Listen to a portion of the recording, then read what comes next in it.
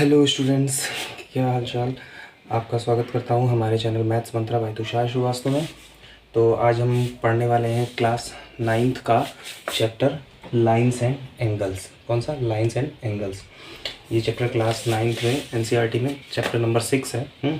तो उसको हम करने वाले हैं और साथ ही साथ ये क्लास 9th के साथ साथ ये कंपटीशन बेस पे भी इम्पोर्टेंट होता है। ठीक है, तो जितने भी वनडे एग्जामिनेशन है उनमें भी ये चैप्टर पूछा जाता है, इन चैप्टर में से क्वेश्चन बनते हैं, तो उनके लिए भी ये इम्पोर्टेंट होगा। ओके, तो स्टार्ट करते हैं। सबसे पहले देखते हैं। ओके, चलिए। तो सबसे पहले देखिए लाइंस एंड एंगल्स। इसमें हमें किसके बारे में पढ़ना है? लाइन के बारे में पढ़ना है और एंगल के बारे में पढ़ना है। अब लाइन बनती कैसे? सबसे पहले तो सबसे इनिशियल पॉइंट क्या होता है? सबसे इनिशियल पॉइंट इसमें होता है ये क्या है? ये है पॉइंट। ये क्या है? ये है पॉइंट। ओके, इसको बोला जाता है पॉइंट। ठीक है, अब देखो मैंने एक पॉइंट यहाँ बनाया, एक पॉइंट यहाँ बनाया, और इन दोनों पॉइंट के बीच में ही डिस्टेंस जो होगी वो क्या कहलाएगी? वो कहलाएगी लाइन सेगमेंट। यानी कि ये क्या कहलाएगी हमारी? ये कहलाएगी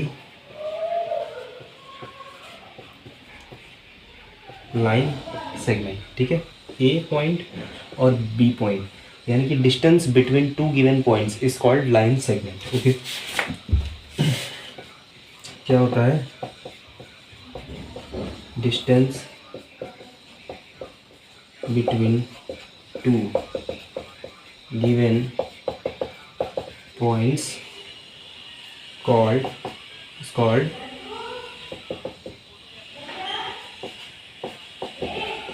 लाइन सेगमेंट। ओके, किसी भी दो पॉइंट के बीच ही अगर डिस्टेंस है, किसी भी दो पॉइंट के बीच ही अगर डिस्टेंस है तो वो क्या कहलाती है? लाइन सेगमेंट कहलाती है। जैसे ए से बी तक की जो डिस्टेंस है वो क्या कहलाएगी? लाइन सेगमेंट कहलाएगी। ठीक है, अगला देखते हैं। नेक्स्ट देखिए, पॉइंट हो गया, लाइन हो गया, लाइन सेगमेंट हो गया। अभी क्या पढ़ना है? लाइन। लाइन क्या होती है? देखो, लाइन होता है which have no ends on both sides, मतलब जिसका दोनों तरफ कोई एंड ना हो। ओके,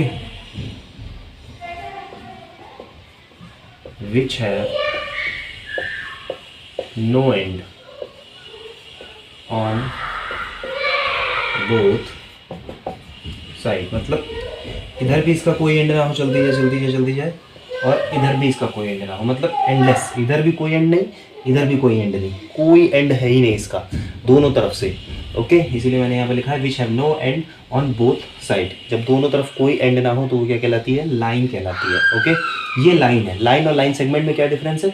लाइन का दोनों तरफ कोई एंड नहीं होता, और लाइन सेगमेंट क्या होती है कि दो पॉइंट के बीच की डिस्टेंस होती है। इसी मान लो इसी लाइन पे दो पॉइंट है, एक पॉइंट ये, एक पॉइंट ये, तो इसके बीच की जो डिस्टेंस है वो क्या कहलाएगी?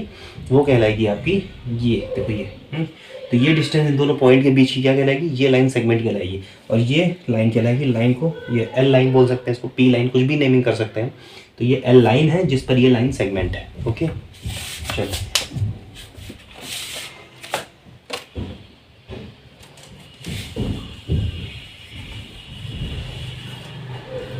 नेक्स्ट पढ़ेंगे रे।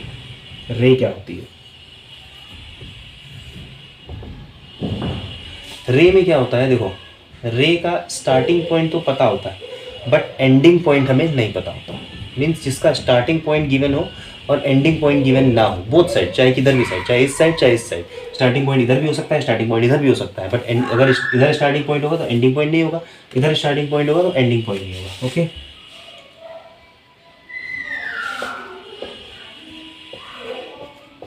which have starting point but no ending point। Okay, जिसका स्टार्टिंग पॉइंट हो बट एंडिंग पॉइंट नहीं हो उसको बोला जाता है रे। लाइक सन से रे निकलती है ना, तो सन तो उसकी स्टार्टिंग हो गई, उसकी स्टार्टिंग कहाँ से हो रही है? ये हो गया हमारा क्या? ये हो गया हमारा सन। ओके, अब ये सन से जो रे निकलेगी वो तो हो गई क्या? इसकी स्टार्टिंग। ठीक है, ये सन स्टार्टिंग हो गया बट इसका एंडिंग नहीं होता। आप देखते हो घरों में कहीं कहीं अगर बीच में ऐसे जाली लगी है, और जाली में अगर हल्का सा होल है तो ये रे इस होल से पास होते हुए भी अंदर निकल जाती है। आप देखते हो ना, तो मतलब उसका एंडिंग पॉइंट नहीं होता है। रे का स्टार्टिंग पॉइंट होता है बट एंडिंग पॉइंट नहीं होता है। ठीक है, ये नोट कर लीजिए।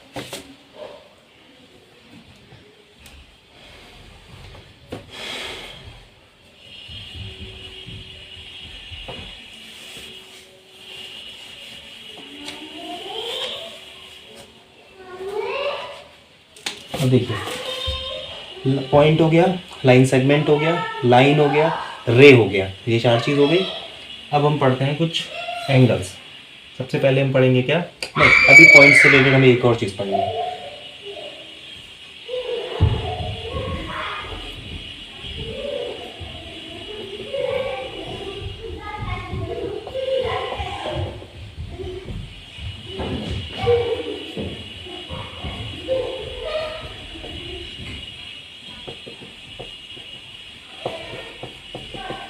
क्या होता है कोलिनियर पॉइंट और क्या होता है नॉन कोलिनियर पॉइंट। देखो जब भी 3 पॉइंट्स, एक 3 या 3 से ज़्यादा पॉइंट्स, 3 या 3 से ज़्यादा पॉइंट्स एक स्ट्रेट लाइन में हो तो उसको बोला जाता है कोलिनियर पॉइंट्स। ओके, जैसे मैंने कहा ये पॉइंट, ये पॉइंट, ये पॉइंट, ये तीनों पॉइंट क्या है, देखो एक स्ट्रेट लाइन पे है कि नहीं है, तो इसको बोला जाएगा क्या, लाइन थोड़ी टेढ़ी होगी बट ये स्ट्रेट लाइन पे ही है ना, इसको क्या बोला जाएगा, कोलिनियर पॉइंट बोला जाएगा। ठीक है, इसको क्या बोला जाएगा, कोलिनियर पॉइंट। ए पॉइंट था, बी पॉइंट था, सी पॉइंट था, ये हो गया आपका क्या, कोलिनियर पॉइंट। और जब 3 पॉइंट्स, एक 3 या 3 से ज़्यादा पॉइंट्स एक सीधी लाइन पे हो, एक स्ट्रेट लाइन पे हो, है ना, व्हेन 3 और more points lies on a straight line, तो this is called collinear points, है ना। एंड 3 और more points are not on straight line, तो it is called non collinear point. ठीक है, तो देखो जब ये लाइन, ये पॉइंट हो गया ए, ये पॉइंट हो गया बी, 3 पॉइंट जब एक सीधी लाइन में ना हो, okay, 3 points are not in a straight line. देखो मान लो हो गया सी ए, अब देखो ये 3 पॉइंट स्ट्रेट लाइन पे नहीं है ना, क्योंकि अगर 3 अगर स्ट्रेट लाइन पे हो जाएंगे तो कोलिनियर हो जाएगा। 3 से ही देखेंगे हम, हाँ 3 से हमारा कोलिनियर की डेफिनेशन और नॉन कोलिनियर की डेफिनेशन मिल जाती है। तो अगर 3 पॉइंट अगर सीधी लाइन पे है तो वो क्या होंगे, कोलिनियर होंगे, और 3 से ज़्यादा है तो भी कोलिनियर होंगे, हैं। लेकिन अगर 3 पॉइंट्स में से 2 पॉइंट सीधी लाइन पे है, एक सीधी लाइन पे नहीं है, तो वो क्या होगा, वो नॉन कोलिनियर होगा। ठीक है, अब देखो ये सीधी लाइन पे नहीं है ना, तो कुछ इस तरह से, अब आपको दिख रहा होगा ये बन गया क्या है, ट्रायंगल। तो मतलब नॉन कोलिनियर पॉइंट से ट्रायंगल बन सकता है और कोलिनियर पॉइंट से ट्रायंगल नहीं बन सकता। क्वेश्चन आता है कभी कभी कि क्या कोलिनियर पॉइंट से ट्रायंगल बनेगा, तो नहीं, नो, उसका आंसर होगा नो। ओके,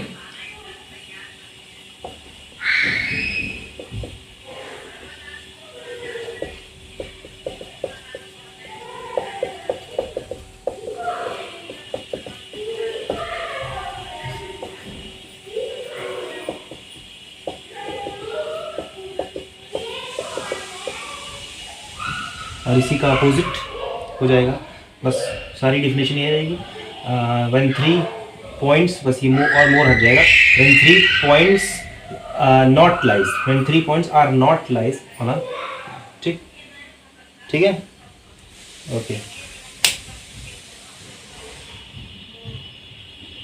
बस ये डेफिनेशन में चेंज हो जाएगा बस, है ना। When 3 points does not lie on a straight line is called non collinear. ठीक है, नेक्स्ट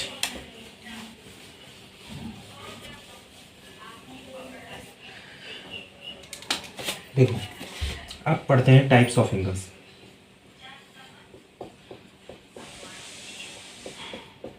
सबको पता होगा, ये बहुत ही बच्चों वाली चीज़ है, टाइप्स ऑफ एंगल्स, ये कितने तरह के एंगल्स होते हैं। सबसे पहला हमारा कौन सा आता है, एक्यूट एंगल। दूसरा कौन सा आता है, राइट एंगल। तीसरा कौन सा आता है, ऑब्स्ट्यूस एंगल। चौथा कौन सा आता है, स्ट्रेट लाइन एंगल।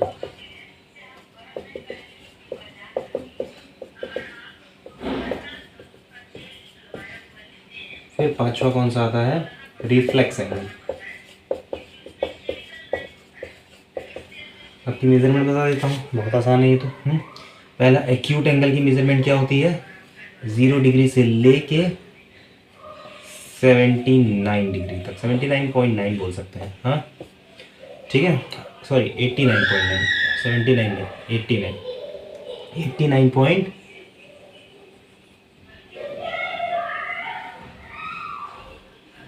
मिटाई देते हैं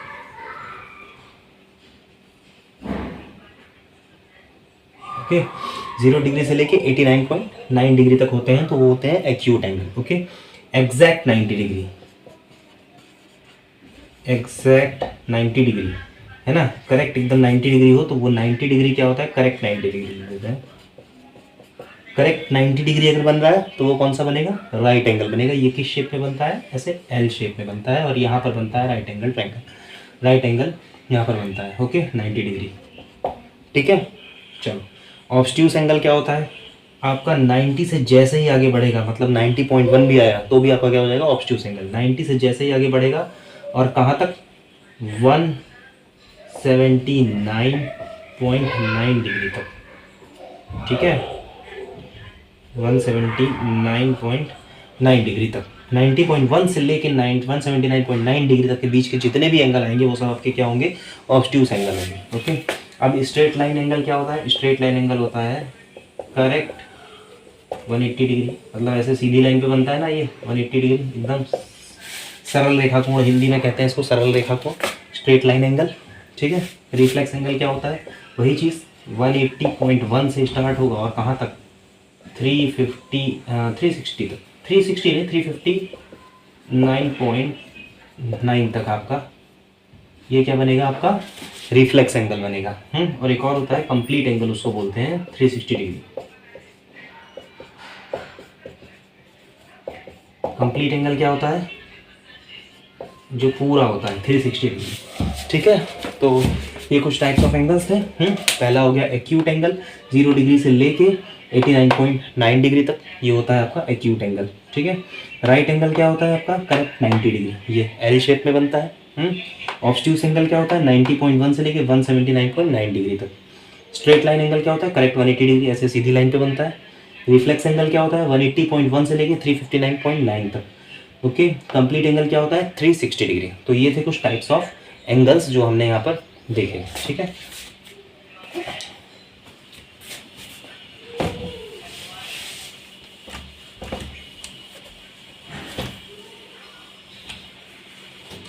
दो तरह के एंगल और बनते हैं हमारे इस लाइन एंगल चैप्टर से लेकर, हमें दो तरह के एंगल और बनते हैं। एक पढ़ना है हमें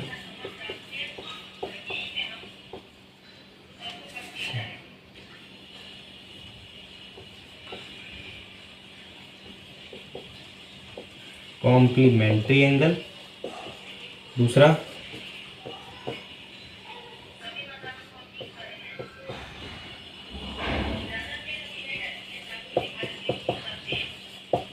सप्लीमेंट्री एंगल।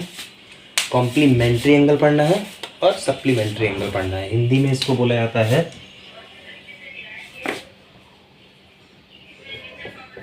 कोटिपूरक, और सप्लीमेंट्री बोला जाता है समपूरक।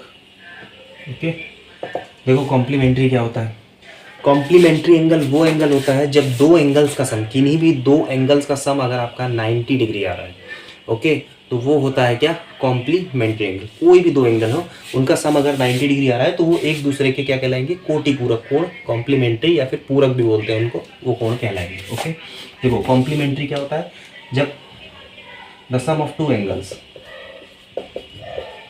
The sum of two angles is 90 degree. जब दो एंगल का सम क्या हो, 90 डिग्री हो। जैसे मैंने कह दिया 70 डिग्री और 20 डिग्री, दोनों का सम क्या आएगा, 90 डिग्री, तो ये कॉम्प्लीमेंट्री हो गए। जैसे मैंने कह दिया 25 डिग्री का कॉम्प्लीमेंट्री कौन सा हो जाएगा, बताओ 25 डिग्री का कॉम्प्लीमेंट्री कौन सा हो जाएगा, आपका 65 डिग्री, तो ये दोनों क्या हो जाएंगे, 90 डिग्री हो जाएंगे। ठीक है, जैसे मैंने कहा अगर x डिग्री है तो x का कॉम्प्लीमेंट्री क्या हो जाएगा, तो देखो दो एंगल का सम 90 डिग्री होता है, मतलब अगर 70 था तो अगर मुझे 70 का कॉम्प्लीमेंट्री निकालना है तो मैं 90 में से 70 को लेस करूंगा तभी तो 20 आया। अगर मुझे यहाँ पर मुझे अगर 65 ना पता होता, मैं बोलता अगर 25 डिग्री है, आप बताइए इसका कॉम्प्लीमेंट्री एंगल क्या होगा, तो हमें पता है कि इसका और जो दूसरा होगा उन दोनों का सम 90 होना चाहिए। तो अगर मैं 90 में से इसको माइनस कर लूँ तो दूसरा वाला अपने आप निकल आएगा, तो मैंने 90 में से 25 को माइनस किया तो कितना आ गया, 65 डिग्री। इसी तरह अगर एक x है, तो मैं क्या करूँ, दूसरा 90 में से x को माइनस कर लूँ ना, तो दोनों का सम क्या आएगा, आएगा ना 90 degree. Minus x plus x cancel हो जाएगा, बचेगा 90 डिग्री। तो एक्स का कॉम्प्लीमेंट्री क्या हो जाएगा 90 माइनस एक्स। ठीक है, इसी तरह सप्लीमेंट्री देखते हैं, जब दो का सम क्या हो 180 डिग्री हो, तो जैसे एक 150 है तो इसका सप्लीमेंट्री क्या हो जाएगा 30 डिग्री, यानी कि आ गया 180 डिग्री। एक है अगर 110 तो इसका सप्लीमेंट्री क्या हो गया 70 डिग्री, आ गया 180। इसी तरह एक अगर x है तो इसका सप्लीमेंट्री क्या हो गया 180 माइनस में x, आ गया 180 डिग्री। समझ में आया कॉम्प्लीमेंट्री और सप्लीमेंट्री एंगल क्या होते हैं। ठीक है,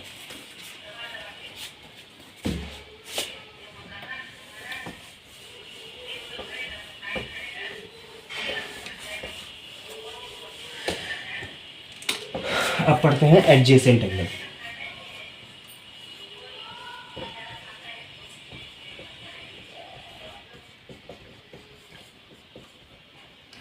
एडजेसेंट एंगल को हिंदी में कहते हैं शीर्षाभिमुख नहीं, शीर्षाभिमुख तो उसको बोलते हैं, वर्टिकली अपोजिट को बोलते हैं शीर्षाभिमुख। एक मिनट मैं हिंदी देख ले रहा हूँ इसकी क्या होती है एडजेसेंट एंगल की।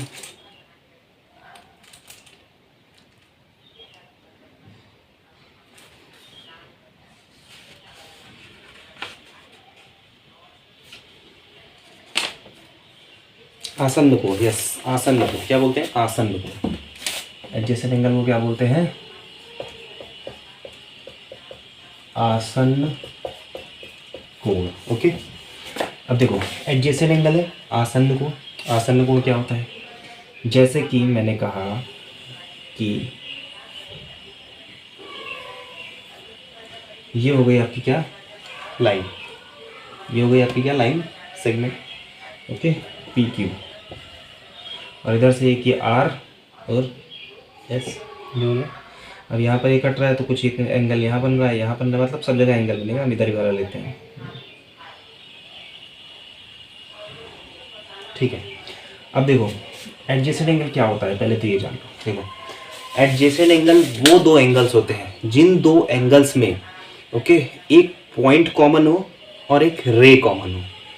वो दो एंगल, अगर किसी भी दो एंगल का आप कंपैरिजन कर रहे हैं और उन दोनों एंगल्स में एक पॉइंट कॉमन है और एक रे कॉमन है, तो वो एंगल क्या कहलाएगा आपका एडजेसेंट एंगल कहलाएगा। देखो कैसे, जैसे मैं अगर यहाँ पर दो एंगल भी मैंने यहाँ पर ले दिया ओ नाम, okay P O R angle P O R, और दूसरा एंगल मैंने ले लिया आर ओ क्यू या Q O R angle Q O are.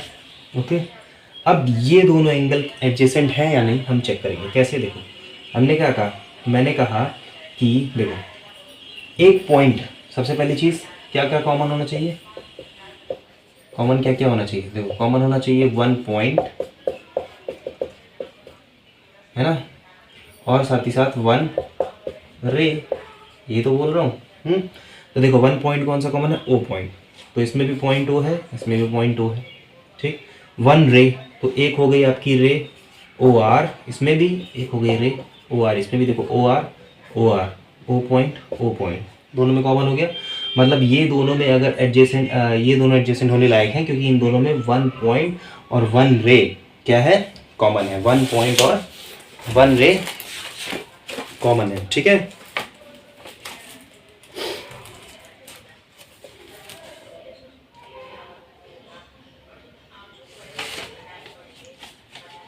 चलो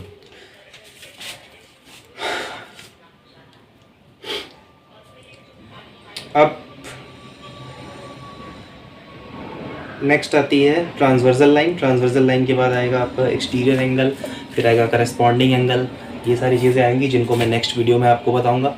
तो स्टूडेंट्स अगर मेरी वीडियो आपको अच्छी लगी हो तो प्लीज़ मेरे चैनल को लाइक करें, शेयर करें और सब्सक्राइब करें ताकि आपको और अच्छी वीडियोस ऐसे ही मिलती रहें। देखिए मेरा वीडियो अगर आप सब्सक्राइब करेंगे तो ये कंफर्म है मैं 9th आने वाले सेशन में 9th का और 10th का पूरी NCERT सॉल्व कराऊंगा और क्वेश्चन बाय क्वेश्चन सॉल्व कराऊंगा विद टॉपिक्स, यानी कि कवर करते हुए जितने भी थ्योरम्स हैं जितने भी रूल्स हैं, जितने भी लॉ हैं, सबको पढ़ाते हुए और क्वेश्चन बाय क्वेश्चन आपको सॉल्व कराऊंगा एक एक चैप्टर का, चाहे क्लास 9th हो चाहे 10th हो। तो अगर आप मेरे चैनल को सब्सक्राइब करेंगे और अपने फ्रेंड्स में शेयर करेंगे तो समझ लीजिए आपको घर पे एक तरह से एक कोचिंग ऑनलाइन के रूप में मिल जाएगी। और आप मुझसे कमेंट में कोई भी क्वेश्चन पूछ सकते हैं। अगर आप जो भी क्वेश्चन मुझसे पूछेंगे तो उस एक एक क्वेश्चन का मैं अच्छे से यहाँ पर रिप्लाई करूँगा, ठीक है। तो मेरे चैनल को लाइक करें, शेयर करें अपने फ्रेंड्स में, जो आपके पढ़ने वाले अच्छे फ्रेंड्स हैं उनमें शेयर करें, ठीक है। और अगर पसंद आता है तो सब्सक्राइब ज़रूर कीजिए। Thank you so much.